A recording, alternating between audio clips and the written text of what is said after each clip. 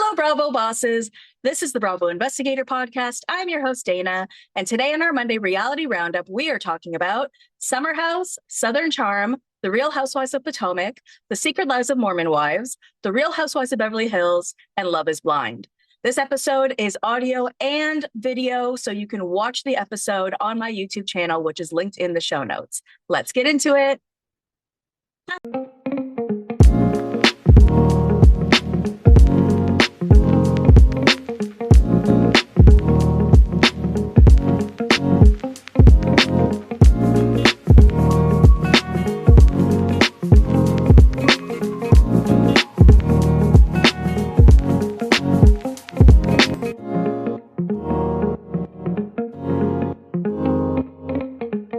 Monday, everyone. I hope everyone's had a great week and weekend. And I'm going to start off with my typical apologies that this episode is a bit late. Typically, I record my Monday Reality Roundups on Sundays, but I was not feeling it yesterday, you guys. I was sleeping all day. I was trying to watch the new Temptation Island season that's on Netflix in the background, but I was just like passed out. Like I've been falling asleep okay, but I keep waking up at like 3 a.m., 5 a.m., all these fun times. And then I look at my phone, which I know I shouldn't. And then it becomes like a whole thing. And then I haven't slept. So I've been feeling pretty shitty, feeling pretty tired today. It is before work right now. And I figured, you know what? I'm going to put my makeup on. I'm going to look like a pretty girl. And I am going to record this episode for you guys, get it out of the way so that you can get your Monday episode nice and early. But I hope everyone had a great week and weekend. My week was a little ridiculous because on Thursday I fell. Like I went out to get a coffee and a bagel that I pre-ordered in advance. It was before my work day. Or no, I had just started work and I'm like, you know what, I'm going to go out and grab a coffee. And on my way, I fell. I tripped over myself. I'm such a klutz. I don't really know. But some of you may know I fell a few weeks ago as well when it was really icy out and I was walking my dog and I fell backwards onto my head. This time I fell forwards onto my knee. Of course, no one tried to help me because that is society these days. But it was super painful. It still is. And it was so painful that I had to cancel a podcast appearance that I had. And I had to cancel an event. So I was supposed to go to the Laguna Beach premiere in Toronto, for the revival. I was so excited about it, but I literally was limping, you guys. I could not do it. There was no way in hell. I was in so much pain. So it's a little better today, but not much. This weekend, I went and got a lash lift. I don't know if you can tell. I'm absolutely obsessed with lash lifts because I actually have a lot of lashes, so I don't really need extensions. My issue is more so that they are just so dead straight. They look like this, basically. And so I can barely even see through the lashes because they go down and straight. So what the lash lift does, which is basically like a perm for your lashes, it gives you, they put on this serum. They do this whole thing. I can't see what's happening because my eyes are closed. But basically, it's a perm for your lashes. They also do a tint as well. And so I'm not wearing any mascara right now. So that's pretty cool. And it's one of my favorite things. You can only do it once every couple of months because you need to have the serum or what the processing that's on there sort of fade away. You're also supposed to be strengthening your lashes in the interim with all of these lash strengthening serums. They're so expensive and I haven't seen a good one that I've liked in a while. There's this one I used to really like that was supposed to be for glaucoma. That's how it was originally marketed, but it turned out to be a really great hair growth serum. But that one ended up going off the market. So here we are. But let's get into our topics today. We have some fun ones. We have some interesting ones. So I'm excited to get into it before our workday.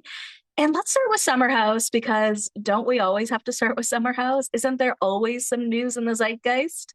I mean, I am getting a little tired of it, I'll be honest, just because there isn't a lot of new information. We know that the West Amanda, Scandival, Scamanda, Westisode, Fievel goes west, Amanda goes west. I don't even know all the names that have appeared for this.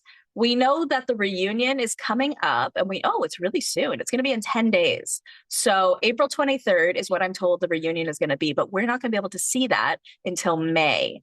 So that sucks. And I hope that there are a lot of great people who work on production there who love to leak shit, because we're going to need to know a little bit more in advance. But there was a couple of things that came out since we last spoke about Summer House.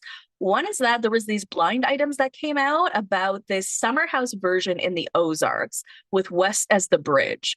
So by bridge, I mean the way that a person can bridge one show to the other, the way that Sheena Shea bridged The Real Housewives of Beverly Hills to Vanderpump Rules, how Jax Taylor bridged Vanderpump Rules to The Valley, like that.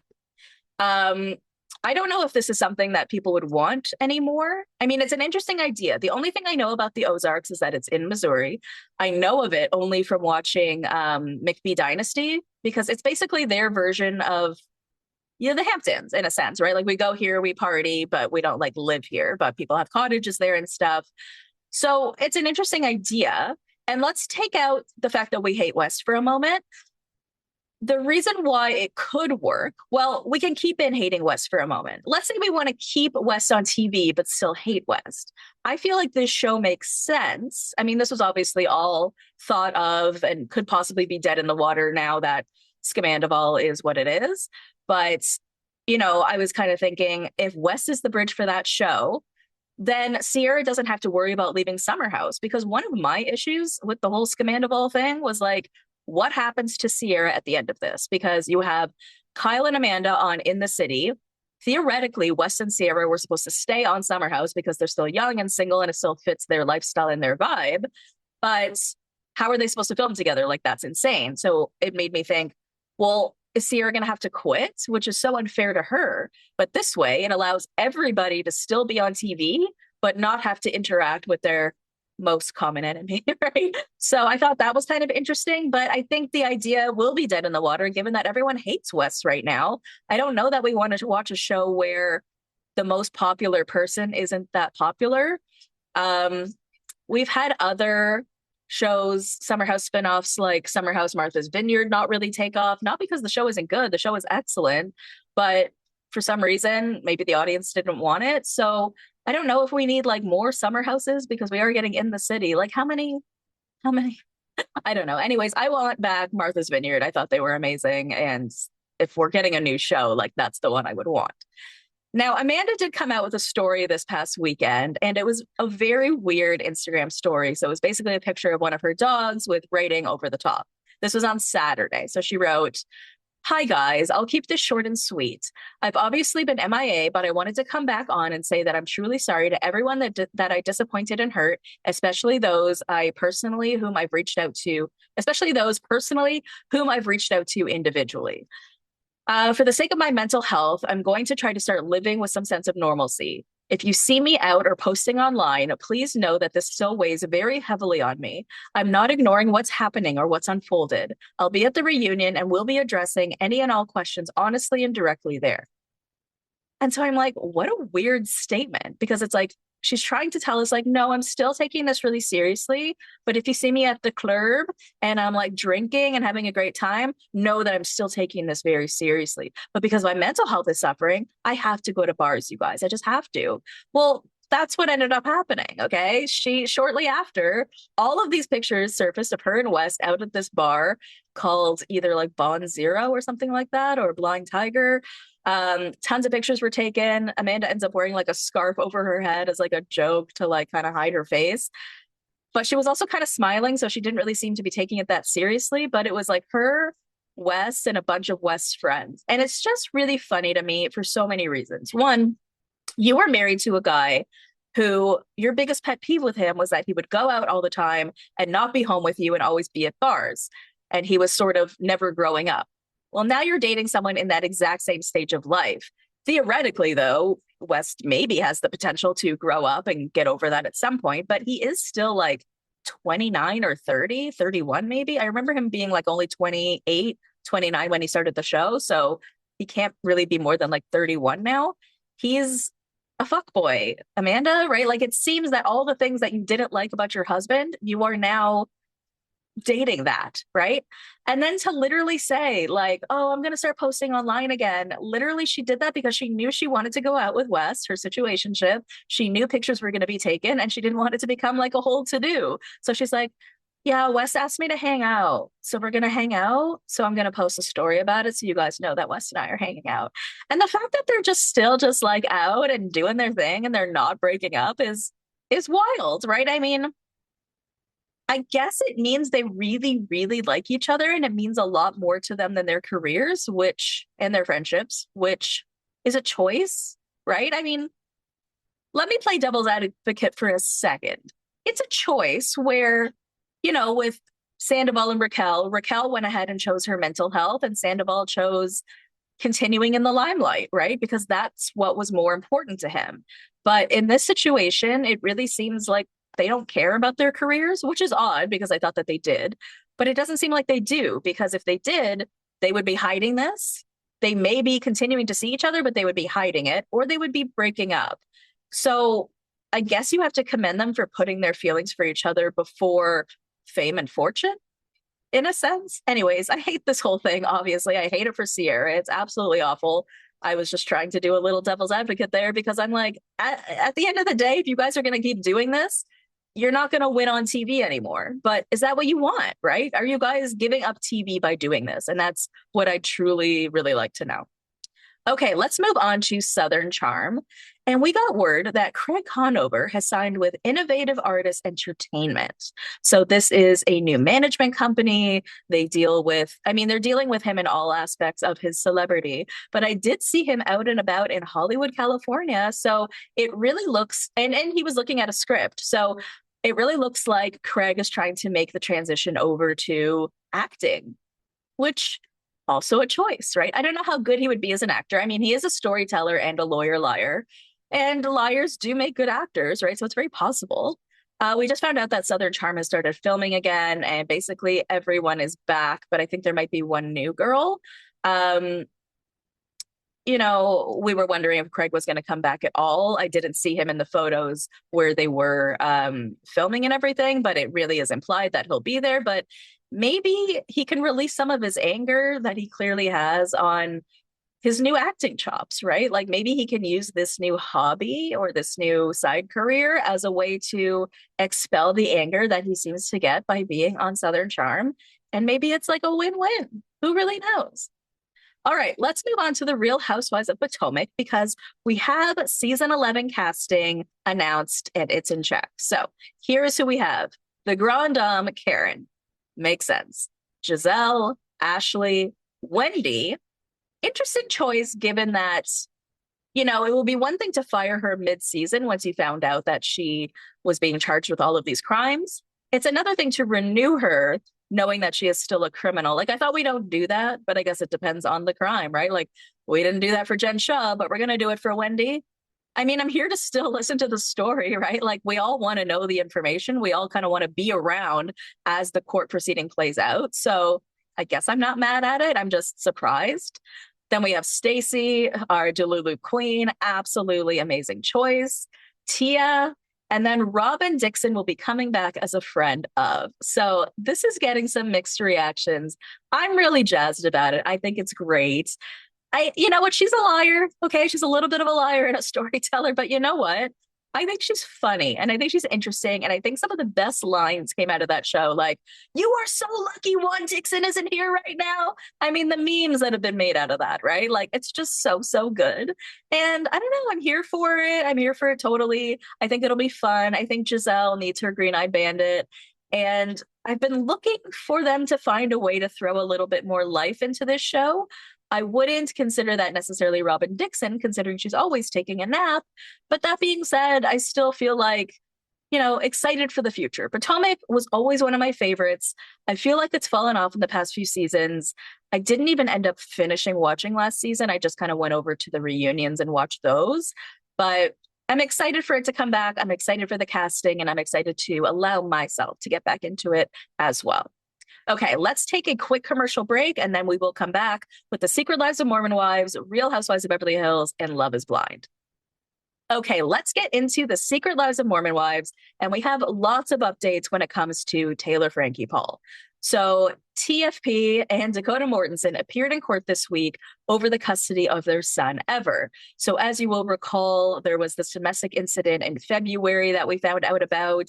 Alongside that, there was the release of this video footage from 2023 that we did know about, which showed Taylor being extremely violent towards Dakota while her daughter was in the room.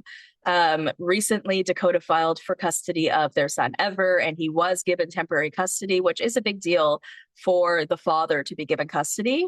So that's what this court hearing was about this week. And basically, it was live streamed. Everybody was able to watch it from like this Utah courthouse.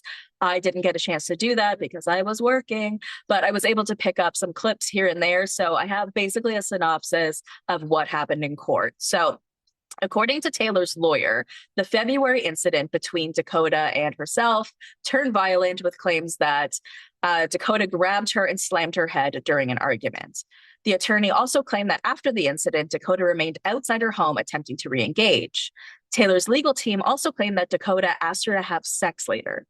So they get in this big ass argument. This is the same argument where I believe allegedly she tried to choke him with a necklace.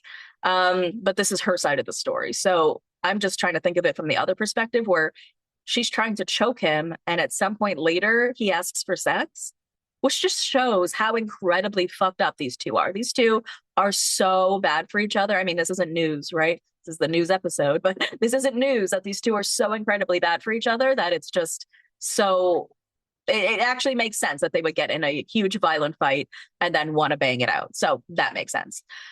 When she refused, he called the police on her. So that seems to be the reason that he decided to call the cops in the first place. So not because he was worried for his son or worried about himself.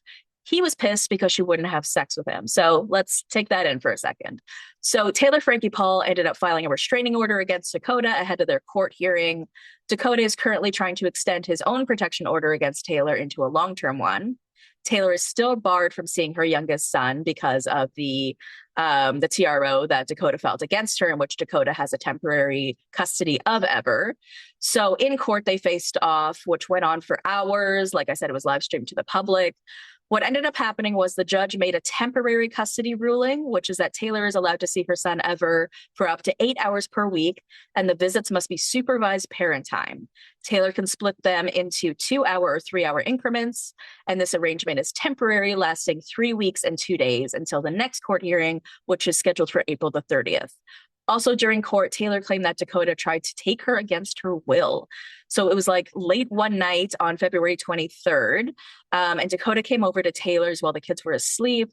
They wanted to have some kind of conversation, so they went into his truck to talk. Things escalated, as they tend to do. Taylor claims that Dakota drove off with her in the car against her wishes and then became physically aggressive and grabbed her head and slammed it on the dashboard, hitting her knee and elbow. Taylor's team submitted photos of evidence of the bruises to the court. Now, of course, Dakota has the opposite version of events. He said that Taylor became aggressive and threw a drink and assaulted him.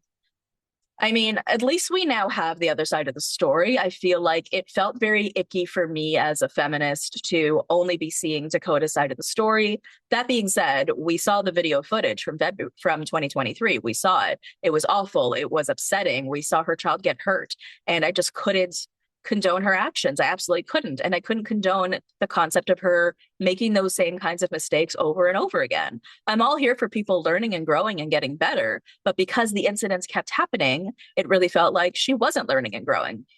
Now, I did also know at the time that she had allegations against Dakota as well, but we weren't privy to what those were. And now that we are, I mean, I believe her. I believe him too, but I believe her as well, right? Not just because I believe women, but because I believe the fact that these two are so crazy violent towards each other. So it never really occurred to me that it was only her being the aggressor, because he's an aggressor too. So this is what's gone on, and I'm happy that she's able to get some time with her son, because obviously that must be so incredibly difficult on her to not be able to be around her child. That's wild.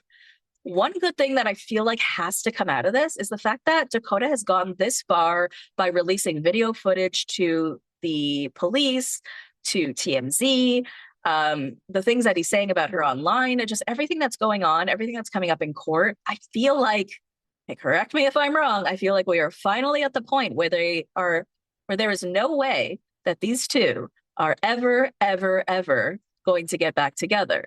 Please tell me that's the case. Once somebody calls the cops on you, once somebody calls the cops on you, that's pretty much the end of it. But there was the 2023 incident. That being said, it was the neighbors that called the cops, not Dakota. But once a man calls the cops on you and has your kid taken from you, you'd think that that would be the end. So I hope and pray for that at least.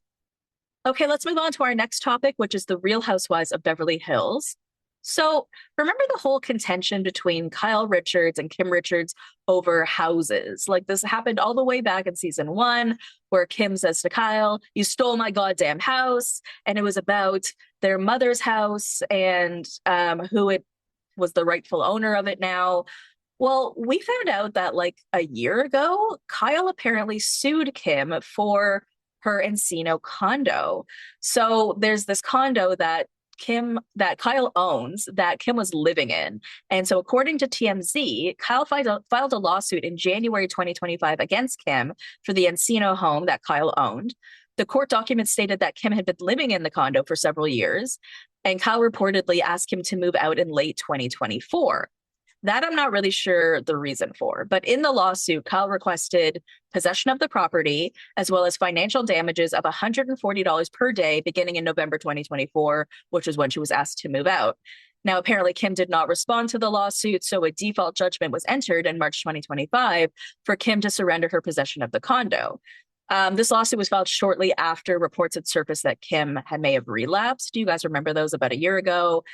We saw all these articles about Kim having a difficult time and possibly having a relapse. So I don't know what the situation was exactly. I don't know if this is where Kim had been living for a long time and Kyle decided, you know what, I'm going to show her some tough love and tell her that she can't live there anymore. And maybe that's what this was all about.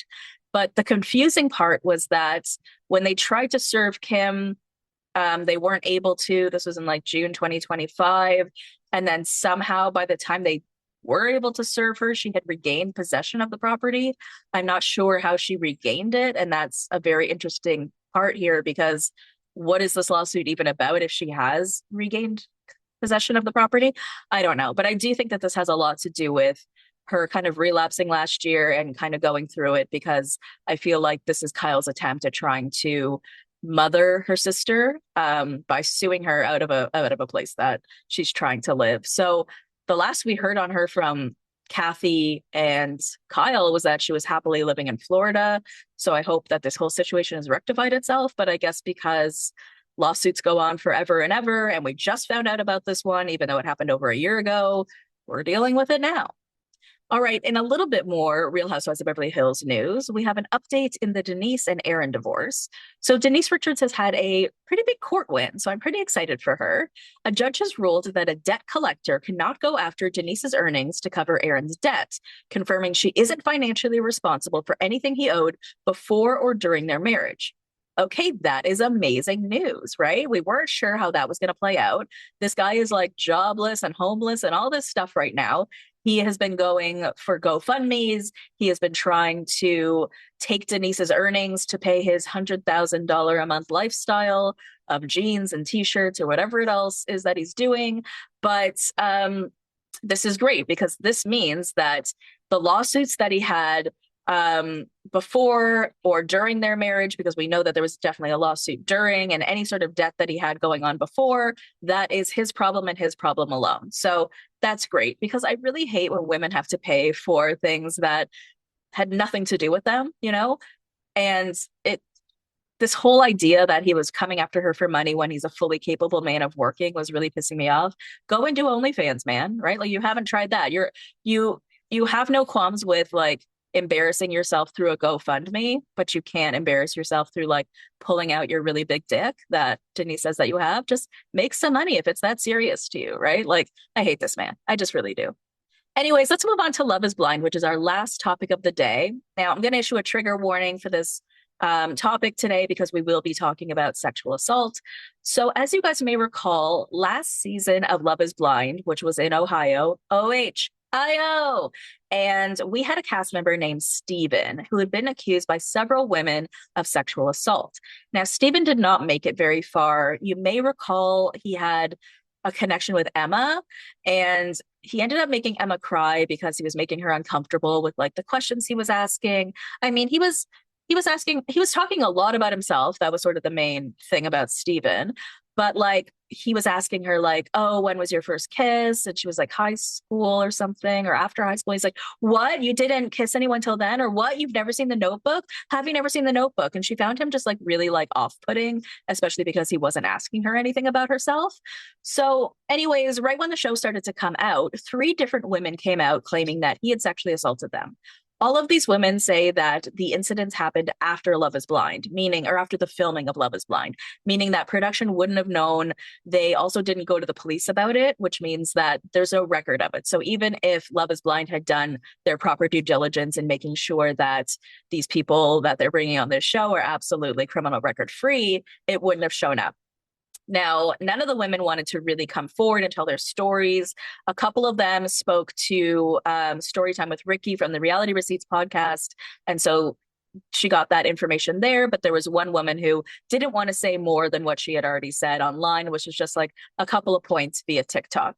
Now, there is this one woman who I had heard that Stephen was trying to sue for claiming that he had sexually assaulted her. So I'd heard this a while back. I'm like, is this true? Is this man actually doing this? It is disgusting to try to sue someone that you allegedly sexually assaulted. Obviously, he's doing this as an attempt to be like, well, I wouldn't be suing someone for sexual assault if I actually sexually assaulted them. So he thinks that this makes him seem more credible and like he didn't do the thing. But it doesn't. And it's a disgusting thing to do. It is so hard for a woman to come forward regardless to sue her for making claims about you that, dude, let's be honest, they're probably true, is just abhorrent. I'm sorry, but it is. Like, and this is somebody who hadn't even come forward regardless, right? Like, yes, did she make some TikToks?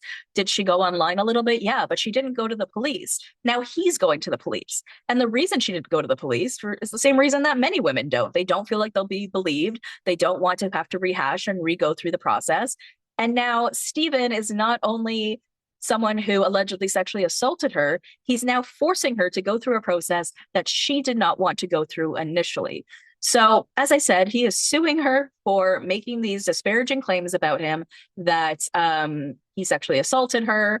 And so she is now making a counterclaim. And so she wrote on Threads, if he's going to sue me for allegedly lying about saying that he sexually assaulted me, I'm going to post my counterclaim online. So she did. So I'm going to quickly read these court documents. So these are from a girl named Alicia, and she is the one who is claiming that she was sexually assaulted by Stephen. So this is her counter claim. So count 1 is battery. Count 2 is assault. Count 3 is intentional infliction of emotional distress. Count 4 is intrusion upon seclusion of another invasion of privacy. And then I'm going to go into all of these, and they're going to be pretty upsetting. So I just want to let you know. So it says, defendant realleges and restates. Oh, no, wait, is this the first part? I'm sorry, you guys. I don't know where the beginning starts and the end ends. So this starts. Okay, well, I'll start with number 2 or with number 1, which is count battery. Maybe I don't have all the pages, but this just shows the count. So it says, defendant realleges and restates each of the above paragraphs as it is fully written here within. Plaintiff intentionally makes a harmful and or offensive contact with defendant without authority or consent to do so. Plaintiff had the desire to cause the consequences of his act or believed that or that the consequences were substantially certain to result from it. The contact was offensive to a reasonable sense of personal dignity. Plaintiff's conduct proximately caused injury to defendant. As a result of plaintiff's conduct, defendant has suffered damages in the excess of $25,000. Count 2 is assault. Defendant realleges and restates each of the above paragraphs as it is fully written here within. Plaintiff intentionally attempted a harm and or offensive contact with defendant without authority or consent to do so. Plaintiff's threat reasonably placed defendant in fear of such harm. Plaintiff had the desire to cause the consequences of his act or believed that the consequences were substantially certain to result from it. The conduct was offensive to a reasonably sense of personal dignity. Plaintiff's conduct proximately caused injury to defendant. As a result of the plaintiff's conduct, defendant has suffered damages in the excess of $25,000. Count 3, intentional infliction of emotional distress. Defendant realleges and restates each of the above paragraphs as it is fully rewritten here. Plaintiffs intentionally inflicted serious emotional distress upon defendant. Plaintiff knew that such conduct would cause harm to defendant. Plaintiff's conduct is so calculated as to inflict serious emotional distress in every facet of defendant's personal and professional life that it amounts to conduct that is extreme and beyond all possible bounds of decency. As a direct and proximate result of the conduct of the plaintiff, defendant has suffered and continues to suffer emotional pain, suffering, stress, inconvenience, embarrassment, humiliation, mental anguish, loss of enjoyment of life. As a result of the plaintiff's conduct, defendant has suffered damages in the excess of $25,000. Count 4, intrusion of seclusion of another, invasion of privacy. Defendant realleges and restates each of the above paragraphs as it is fully written herein.